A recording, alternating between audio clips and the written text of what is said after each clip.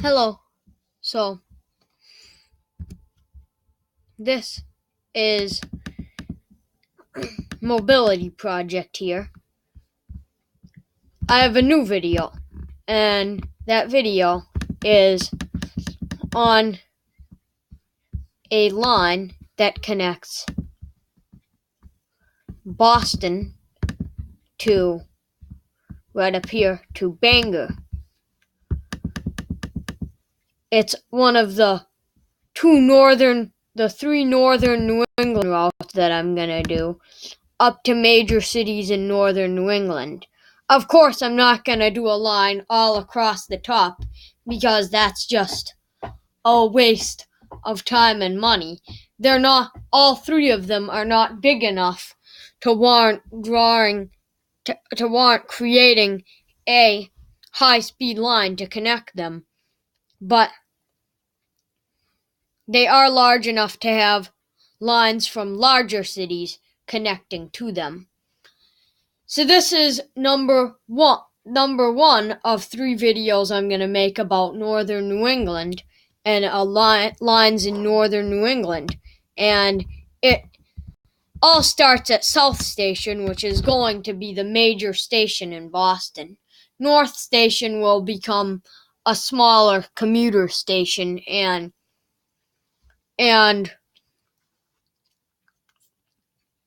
station on the Boston Metro, which is called the T.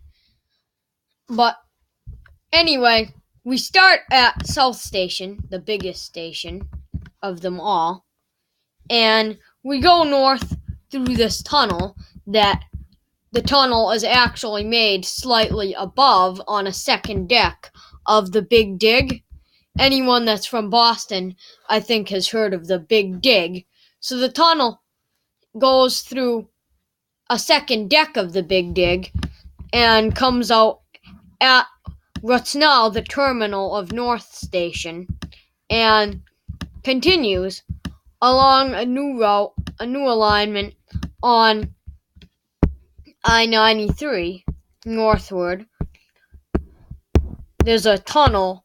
It turns into a tunnel at the Spot Pond Reservation right here.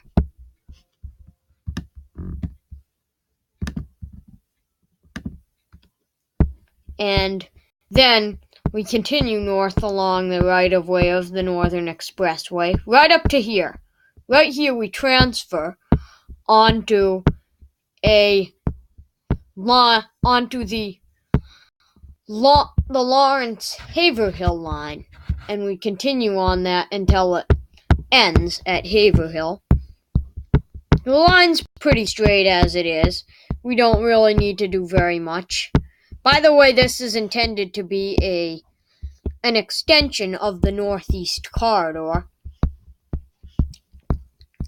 So we continue up to Bradford, and we split just before Haverhill Station, which Bradford Station is actually on the regional trains, going to be Haverhill Station. That's what it's going to be. So there's actually going to be a commuter Haverhill Station and then a Bradford Station, which would act like the Haverhill Regional Transportation Center. So then we follow the Merrimack River. We go over a bridge right here. And then we continue northward. Then we go on to this new alignment that was carefully studied to make sure it didn't go through anything. Right here, it plunges into a cut-and-cover trench around the baseball field, a cut-and-cover tunnel, and then it follows the right-of-way of I-495, which is mostly straight, doesn't need very much curve straightening. Not very much houses here. I made a slight alignment change so that it didn't go like this.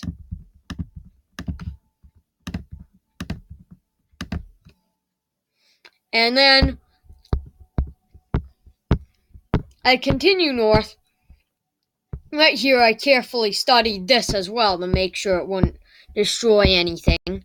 Then we continue along an old Boston and Maine corridor out to the bigger of two twin cities.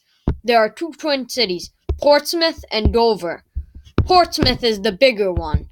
Now, if you're wondering, the Amtrak line, the Amtrak Downeaster, goes down this line too, and it continues up here. So you may be wondering, why didn't we follow the Amtrak line through Exeter? Well, the reason why is very simple. Even though Exeter is a pretty big city, we're going to have a station at Hampton that is going right here at Hampton that is going to serve as a regional transportation center for the southern seacoast area. So Exeter would be served by that. The reason why I picked a seacoast route instead of going this way through Newmarket and Durham. Durham is home to the University of New Hampshire, so that's a pretty big minus. Then again, there's going to be a station in Dover that isn't very far from there. And Amtrak the mobility project could probably create a connecting bus that connects the University of New Hampshire to Dover. And that way we can serve this much bigger city of Portsmouth at here, which is a little off-center. A little bit off-center, the Portsmouth station right here near the Rotary, but not very much off-center. It's probably only I'll actually check.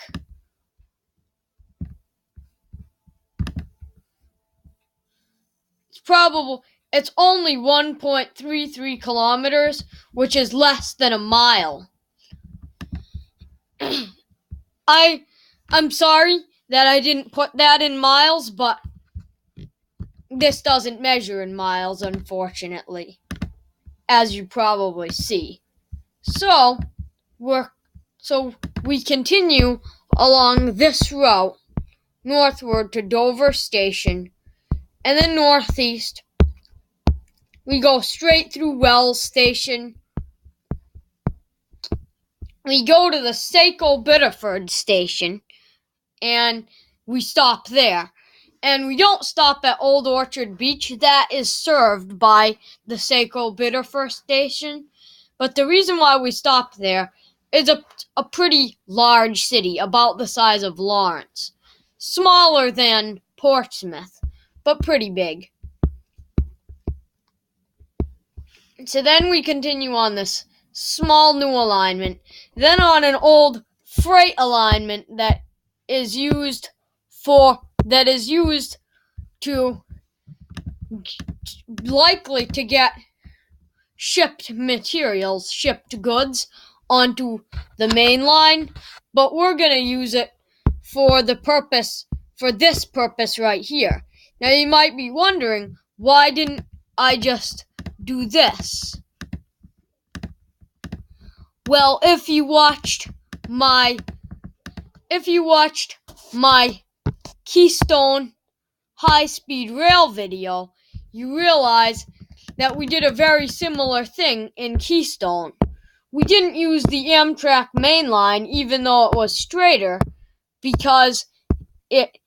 and the reason why is because it would force us to go like this. It would force trains from New York that were going out to Harrisburg or Pittsburgh to go like this. So instead, we followed an old commuter line, and then 476, and then we got on the main line after going through several new alignments. So same up here. We follow we go up the terminal station. Now the difference here, compared to many terminal stations, this one could be a through station because there's track leading out of it, kind of like 30th Street Station with the Northeast Corridor, except the difference is that this is not being used for passenger service. So I decided, why not go up to this area, which doesn't have very much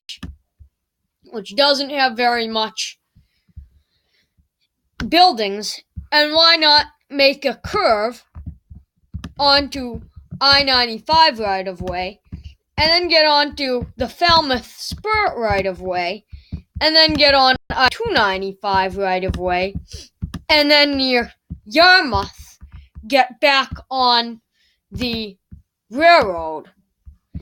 And that's what I did. Here's Portland Regional Transportation Center. It's a pretty big city. It's similar in size to Portsmouth. Actually, I think it's quite a bit bigger than Portsmouth. Almost the size of Boston, maybe. Whoa. So we continue north through Yarmouth, Freeport. Look, I tried to do as much curve straightening as I could, but it's a pretty big area.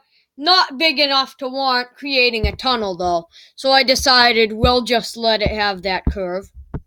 Then we follow the 295 right-of-way out to Hallowell, where we go on a new alignment out to the existing tracks, out through Augusta, then through a trench beside an old rail trail, and then out along the Kennebec River. Then onto a new alignment, then slightly following I-95, then going back across Thomas College, and then onto the existing track. Now, the reason why we do this is so that we can put a station in the city center of both of these. So then at Fairfield, we create a new alignment and go back to I-95 after crossing the Kennebec River. Then we create an entirely new alignment to skip these two big curves, this big curve, and since these cities they aren't very big, and they don't really warrant a high-speed rail station, and we follow I-95 with some curve straightening. Right here, it's even curve cutting, but this is curve cutting, but this is curve straightening. And then we curve onto existing freight tracks. By the way, nothing north of Brunswick has Amtrak service anymore, so we go onto these freight tracks, and then we get to Bangor. Now, the reason why I put the station here is because right here is Waterfront Concerts, and North Station, even though it's not supposed to be a major station in Boston after the second deck of the Big Dig project, it does have an event stadium above it. Same with New York with Madison Square Garden, so I decided why not continue the tradition and put a train station underneath Waterfront Concerts on the Bangor waterfront. Anyway, thank you for watching. This is a pretty long video, but I just had to get it out there that this is one of the lines that I've been thinking of. And actually, it's supposed to be another part of the Northeast Corridor. Anyway, this is